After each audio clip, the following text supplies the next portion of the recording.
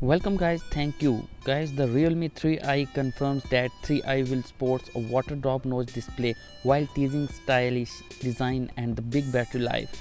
For starting our video, please like my video and subscribe to my channel for the latest upcoming technologies.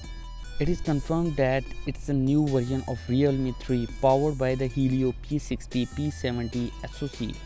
Just today, Realme teased it will premiere the champions of smartphone Realme 3i as a sidekick of the Realme X in India on July 15, but it did not give out the specific details about the new phone.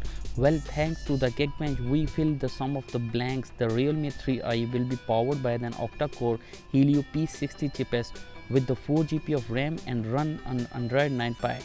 The teaser for the Realme 3i revealed that it will have a water drop notch like the Realme 3. It also promised that the most stylish designs, big battery as well as the great display with the camera. It is confirmed that the Realme 3i, which is launching in India on 15 July, will be likely accompanied by the Realme X. Indian e-commerce giant Flipkart has set up the page on its website promoting the 3i as a smartphones ka champion.